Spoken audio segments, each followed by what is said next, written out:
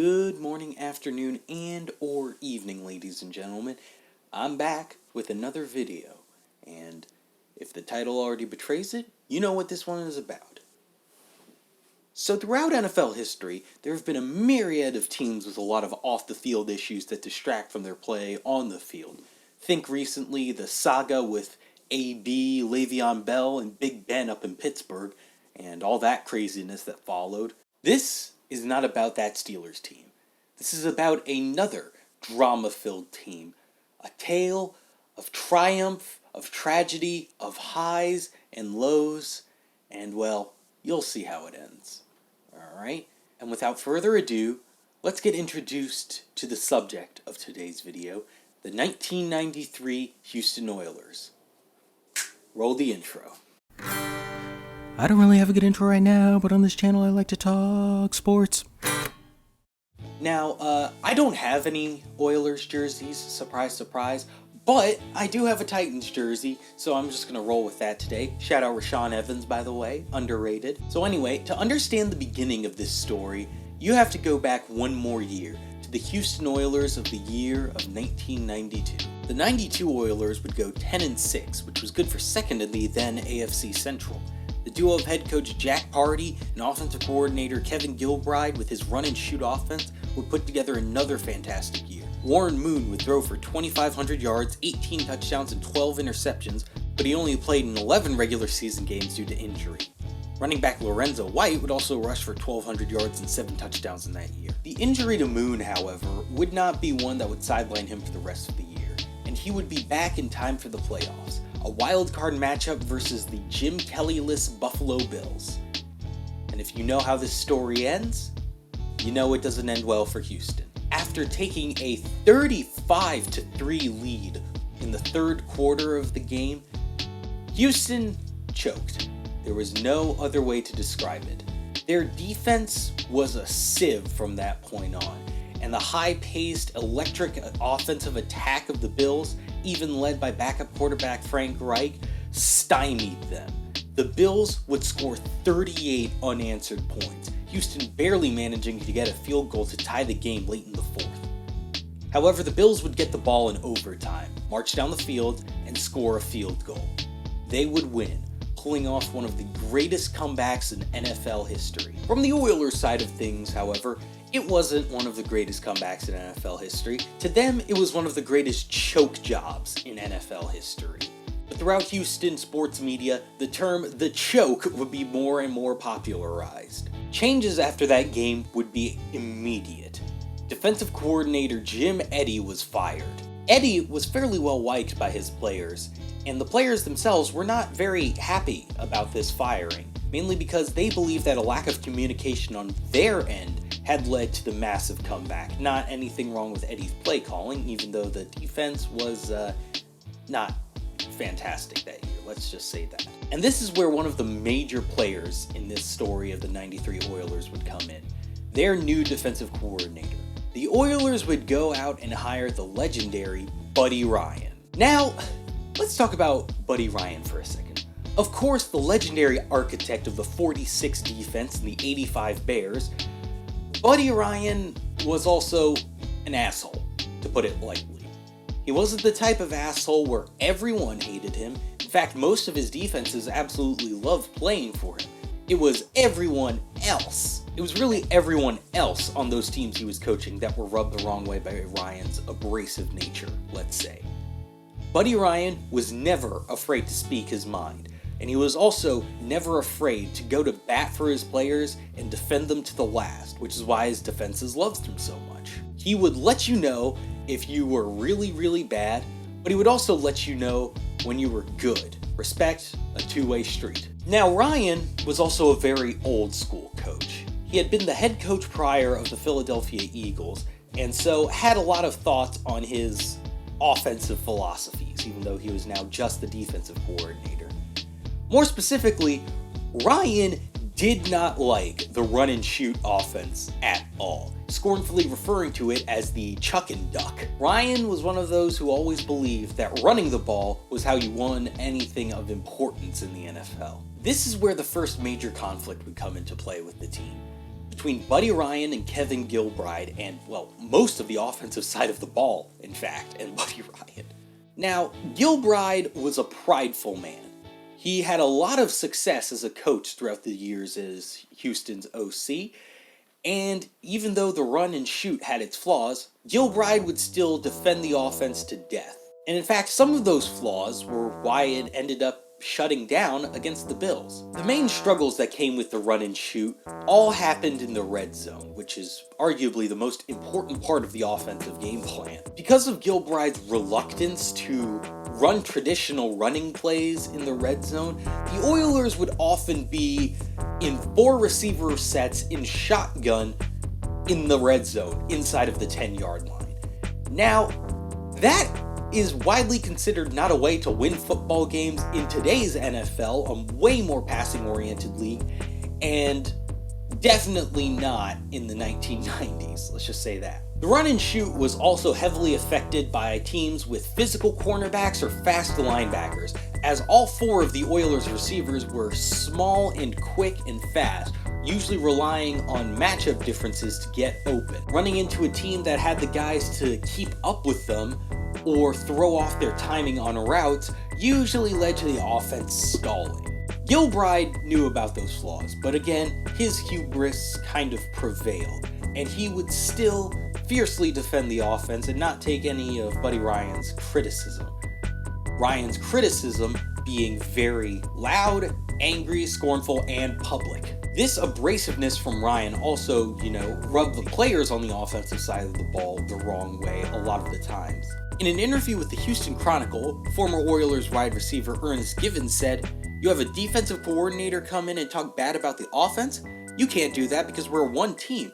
It's not called the defensive Oilers, it's called the Houston Oilers." Throughout the training camp of that year, tensions between offense and defense would further rise, as another one of Buddy Ryan's traits showed. Ryan would tell the defense in practice to hit hard, hit tough, and in a lot of cases, hit cheaply, which definitely pissed off a lot of people on the offensive staff and offensive players. Because, simply put, it's practice. Save it for the game. That was the real crux of the argument. Speaking of arguments, there would be many loud and vocal arguments between both offensive players and defensive players and their 2 coordinators themselves. Sometimes it would get so bad that Coach Jack Pardee would simply cancel practice and send the defense inside. Buddy Ryan would then get in shouting matches with Jack Pardee, who then had to remind Ryan who the head coach was. And those tensions would build as the regular season approached. And in fact, many of the players on the team had adopted a mentality of not winning for their coaches, but winning in despite of their coaches. And now, it's briefly time to mention one Bud Adams, the owner of the team. Adams was another very speak his mind type of guy. However, he was not particularly well liked by his team because of essentially a refusal to talk to them. He never really said anything to the team at all. But Bud Adams was in a pickle. He didn't like to spend money, and with the 1994 offseason introducing new things such as unrestricted free agency and the salary cap, Adams did not want to pay unless there were results, which led to one incident where Adams came down from his offense right into the locker room after a practice, got the entire team's attention, and said one little phrase: "Win me a Super Bowl or I'm dismantling the team." This shocked most of the team. This Oilers core had been together since the late 1980s. There was an incredibly talented core. They had made the playoffs most of the years in between. They had just never really gotten that far, per se. They thought Adams' statement was out of touch, stupid, and a lot of other things. And in fact, it scared some of the players on the team, because they didn't want it to be the last year. They thought they had the talent to be a contender for a long time coming. That was simply another weight put on the shoulders of the franchise as the regular season began. And they would start 1-4. The team would lose to the New Orleans Saints 33-21, shut out the Kansas City Chiefs 30-0, narrowly lose to the San Diego Chargers 18-17, and then get crunched by the Rams 28-13. Nothing at all was working. The run and shoot offense seemed to have run its course. The team was playing bad. Buddy Ryan's 46 defense is also historically known for being very, very complex. Those complexities reared its ugly head as the team was not used to the system yet and would consistently make mistakes throughout. And of course, there was the benching of Warren Moon, who, after a terrible start, 5 touchdowns compared to 11 interceptions over 4 games, was sent to ride the bench. Moon, however, would handle it very, very well. Moon had already been through a lot in his career. He was, of course, a black quarterback and had to deal with all that stuff in that era involving black quarterbacks. He was also coming from the CFL, and there are still a lot of doubts about the quality of CFL players, even though Warren Moon was a legend up north. Moon, however, after joining the Oilers in 1984, would provide nothing but consistently great play, until about now. In fact, it got so bad at points, in fact, that his family was being heckled in the stands by Houston fans. Moon would roll with the punches, though, but he didn't have to like it. Later on, Moon would say that getting benched was the most embarrassing point of his career. This benching would only serve for one game, however, as Carlson would lead the team to a victory, and then the Oilers would rattle off 3 straight wins after that. But their problems would be far from over, as the first major media story of the team would break on October 17th before a game with the New England Patriots: Babygate. The long and short of the story involved Oilers right tackle David Williams, as he would end up missing the game against the Patriots due to his newly born son. But this is where the confusion comes into play. The baby was born on Saturday, early in Saturday. The baby was born early on that previous Saturday. The Oilers knew about the birth and had a charter flight scheduled to bring Williams up to New England. Williams would miss the game anyway and be fined $111,000 by the team for, quote, misplaced priorities. The reactions by both the team and the media would be very mixed. The story would gain a lot of traction amongst notably women's rights groups who came to Williams' defense. Many Oilers fans did as well, many also did not. And several of the players, most notably defensive end Sean Jones, took Williams' side in the situation. Many of his other teammates, though, including legendary O-lineman Bruce Matthews, believed that Williams definitely had enough time to make the game, and that his head just simply wasn't in the right place for the team, leading to further division. And their argument was fairly simple. The baby was healthy, his wife was healthy, and both sets of parents, now grandparents, were in town to help out with the postpartum everything.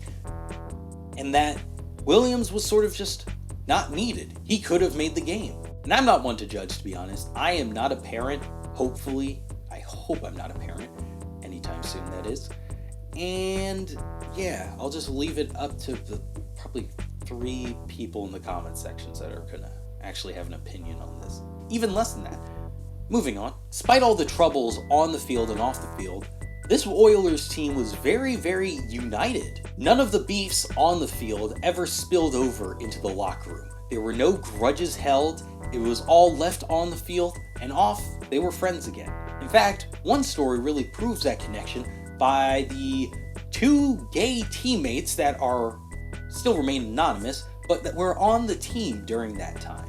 Now, gay athletes in men's sports, yeah, I think you already know a few of the stories about that, but, or rather, lack of.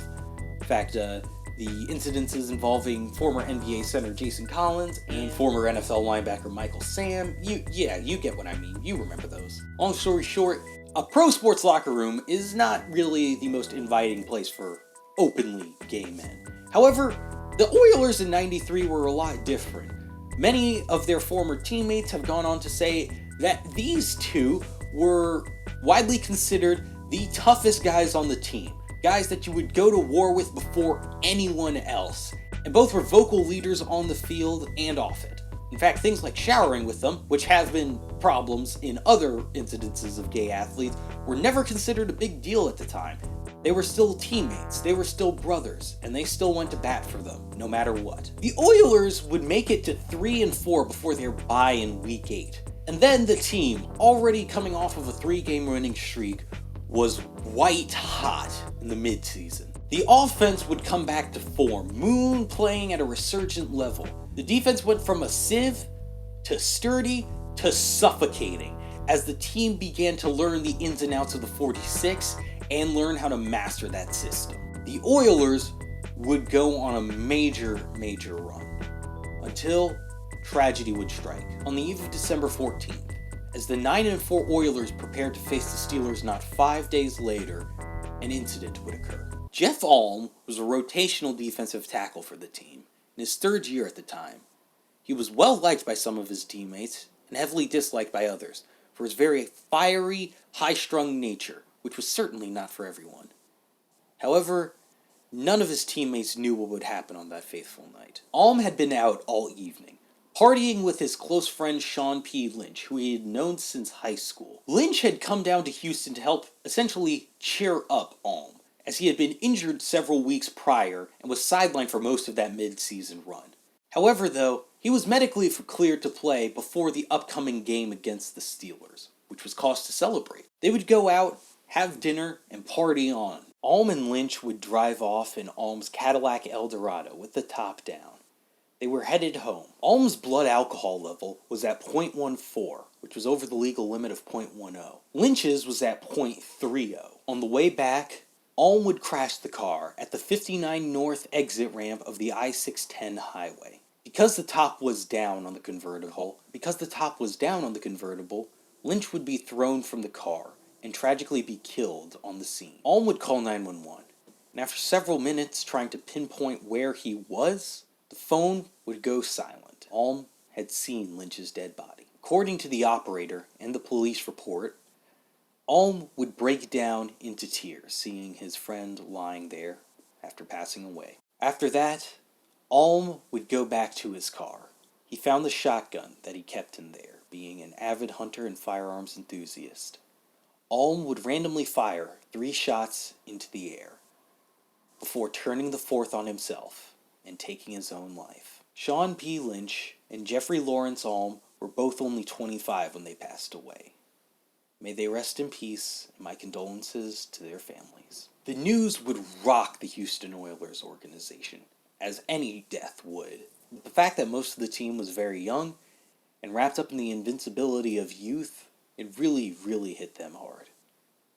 For the rest of the year, they would wear a number 76 sticker on their side of their helmets to honor their fallen brother. And despite the tragedy, despite all of what happened in the season before, the Oilers carried on. By the end of the regular season, the Oilers were lava hot. They had started the year 1-4, and then gone on to win 11 straight games to finish the year 12-4. They were on their way to a playoff spot and a first-round bye.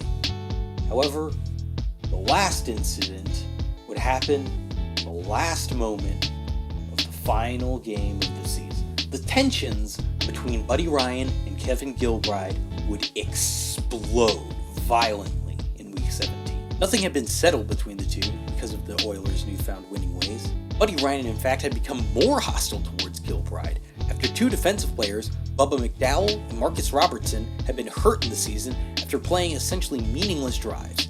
If the Oilers had run the clock out, both of those games would have been over, but Gilbride's insistence on calling passes meant the defense would be trotted out more times in the game, leading to those injuries. And in Week 17, after a late pass called by Gilbride led to a strip sack, Ryan snapped. An argument between the two on the sideline led to Ryan punching Gilbride on national television.